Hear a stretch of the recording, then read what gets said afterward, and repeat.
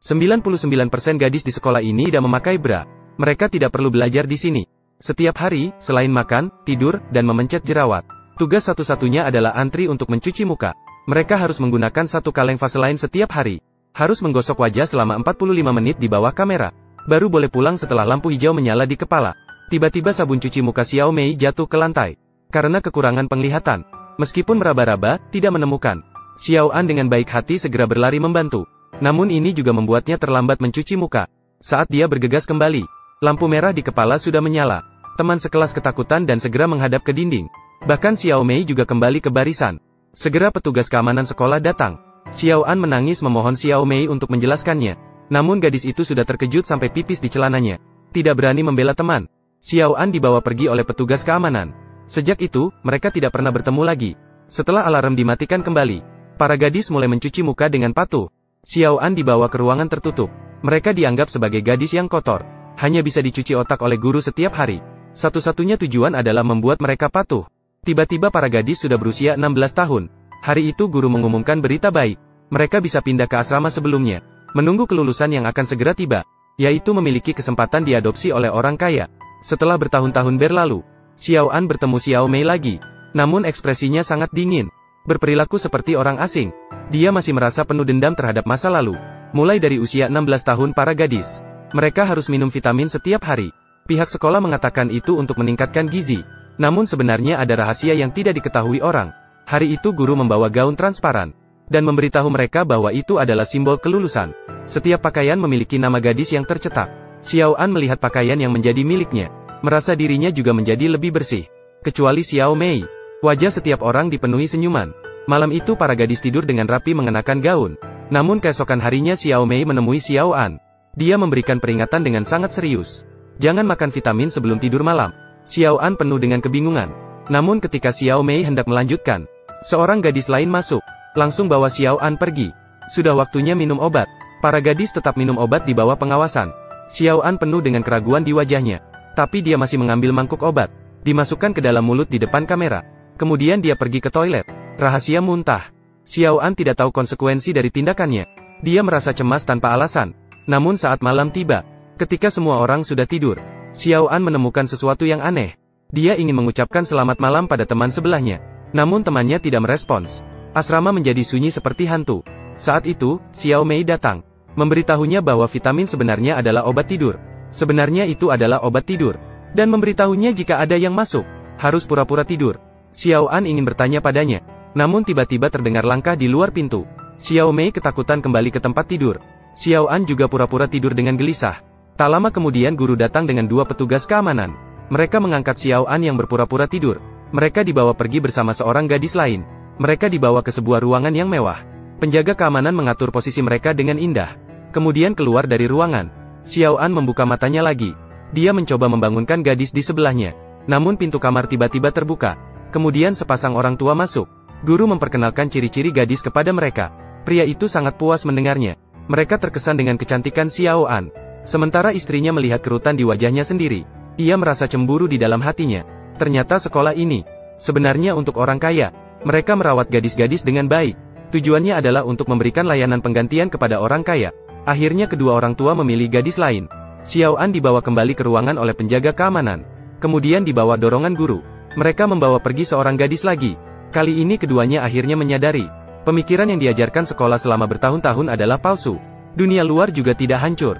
Satu-satunya harapan sekarang adalah bisa melarikan diri dari sini. Ketika Xiao Mei mengusulkan untuk melarikan diri, tiba-tiba suara pintu terbuka lagi. Mereka segera kembali ke tempat tidur pura-pura tidur. Namun yang tidak mereka duga adalah, kali ini petugas keamanan membawa pergi Xiao Mei. Xiao An dengan cemas mengikutinya keluar. Dia perlahan-lahan membuka pintu kamar. Koridor itu kosong. Malah sunyi hingga agak menakutkan. Gadis itu dengan berani melarikan diri. Tapi pada saat itu, guru tiba-tiba muncul. Beruntung Xiao An berhasil menghindar tepat waktu. Setelah guru perempuan pergi, dia segera mengejarnya. Namun pintu kamar di sini sudah terkunci. Tidak mungkin membukanya tanpa kartu akses. Tiba-tiba bel di luar berbunyi lagi. Xiao An akhirnya kembali ke kamarnya dengan tergesa-gesa. Dia kembali ke tempat tidur dengan panik. Lalu dia merapikan pakaiannya. Ternyata petugas keamanan mengantarkan Xiao Mei kembali. Ketika petugas keamanan pergi, Xiao Mei menceritakan semua yang dia ketahui. Ternyata dia mulai pada usia 13 tahun. Dia tidak lagi mengonsumsi vitamin itu. Dan selama periode dia juga mengetahui rahasia sekolah ini. Mereka dibagi menjadi 4 kelas. Para gadis di satu kamar tidur. Orang-orang di ruangan lain akan dipindahkan ke tempat lain. Beberapa orang menonton film, sementara beberapa orang sedang makan. Secara keseluruhan, mereka melakukan secara bergantian. Mereka tidak pernah bertemu satu sama lain. Hanya ada sedikit waktu setiap hari. Semua gadis sedang tidur. Jadi ini juga merupakan satu-satunya kesempatan untuk melarikan diri. Namun pertama-tama mereka harus mendapatkan sebuah kartu akses. Xiao Mei berharap membawa para gadis lain melarikan diri bersama-sama. Namun, mereka ditolak oleh Xiao An. Karena hal ini akan membongkar aksi mereka. Keesokan harinya mereka dibawa ke ruang medis untuk pemeriksaan. Dokter memberikan vaksin kepada mereka satu persatu. Xiao An merasa dokter itu baik. Tidak seperti orang lain di sekolah yang begitu acuh. Namun tidak lama kemudian, salah satu gadis tiba-tiba jatuh dan mulai kejang. Kemudian mulai muntah putih. Ketika para gadis bingung, dia tiba-tiba sembuh seperti keajaiban.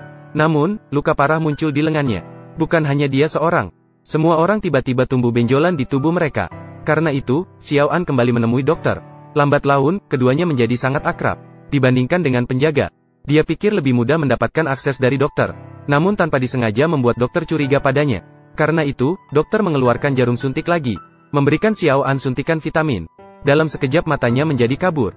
Saat Xiao Mei menemukannya lagi, mata Xiao An menjadi kosong. Dia bahkan mengatakan tubuhnya kotor. Percakapan mereka mengganggu dunia sekitar. Dia merasa ada konspirasi di antara mereka. Maka dia menelepon dan melaporkan mereka berdua. Guru segera mengumpulkan semua gadis. Tanpa berkata apa-apa, dia membawa Xiao An pergi. Dia mengurungnya dalam kandang anjing. Meskipun Xiao An sangat merasa tidak adil, namun dia hanya bisa patuh. Guru meminta dia merenungkan kesalahannya. Jika tidak mengaku dengan sukarela, akan diurung di sini selamanya. Sementara Xiao Mei merencanakan pelarian. Dia mengikat selimut menjadi tali. Ketika penjaga pria diam-diam masuk ke asrama, siap untuk menyentuh gadis yang pingsan. Namun Xiao Mei tiba-tiba muncul di belakangnya, dan langsung mencekik pria tersebut hingga pingsan. Kemudian dia mengambil kartu aksesnya. Dia berlari sekuat tenaga mencari Xiao An. Namun ketika dia bersiap-siap untuk membebaskannya, ternyata alarm sekolah berbunyi. Agar tidak memberatkan Xiao An, dia hanya bisa memilih satu orang untuk melarikan diri. Guru membawa Xiao An keluar. Mereka mengumpulkan para siswi bersama. Namun petugas keamanan tidak mengungkapkan Xiao Mei. Pada akhirnya, dia juga melakukan hal yang memalukan. Hanya berbohong bahwa kartu akses hilang. Kemudian dokter dengan tegas memarahi mereka. Dan mengatakan jika tidak ada yang menyerahkan secara sukarela, maka akan dipilih secara acak seseorang untuk dihukum. Xiao Mei menjadi korban pertama. Hari ini, gadis ini akan dihukum. Besok, akan dihukum lagi. Besok, akan dihukum lagi. Akan dihukum lagi, akan dihukum lagi. Akan dihukum lagi. Sampai kamu menerima hukumanmu. Kembali. Di bawah pengawasan guru, para gadis dipaksa minum obat tidur. Dan juga memeriksa satu persatu, agar tetap sadar. Xiao An menusuk telapak tangannya dengan pisau kecil. Setelah semua orang tertidur, dia dengan susah payah bangun dari tempat tidur. Kemudian dia menemukan kartu akses. Namun saat dia memasukkan kartu akses, barulah dia menyadari bahwa kartu sudah tidak berlaku. Melihat harapan hampir tercapai, namun mimpi itu hancur begitu saja. Xiao An menangis putus asa sambil bersandar di pintu. Tidak tahu berapa lama telah berlalu. Dia perlahan-lahan mendapatkan kembali akal sehatnya. Small An melihat daun teratai di sampingnya. Tiba-tiba muncul sebuah ide berani. Dia hati-hati memasukkan kartu pintu ke sekrup. Tidak disangka bisa berputar.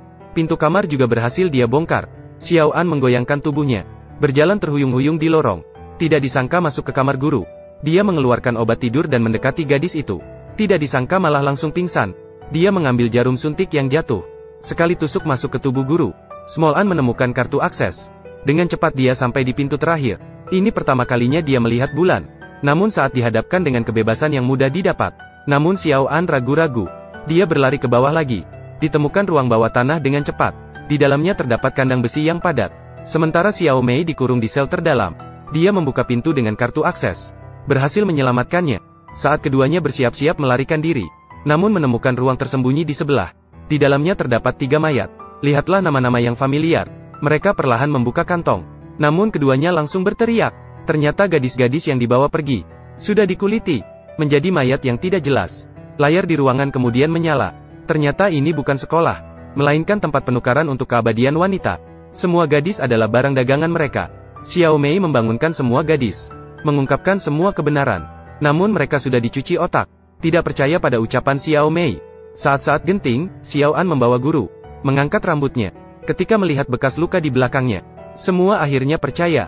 Gadis-gadis marah mengunci guru di kandang anjing. Kemudian mereka sampai di pintu terakhir. Gadis-gadis berlari ketakutan keluar. Namun jumlah mereka banyak. Mereka segera ditemukan oleh petugas keamanan. Mereka tersesat dari gadis-gadis lain. Mereka hanya bisa bersembunyi di dalam sebuah rumah. Pada saat yang sama, dokter juga datang. Ternyata dia adalah bos di sini. Dokter mencoba menipu Xiao An keluar. Karena wajahnya sudah dipesan orang. Gadis itu juga tahu tentang konspirasi dokter. Dengan penuh semangat, dia mengambil pisau bedah.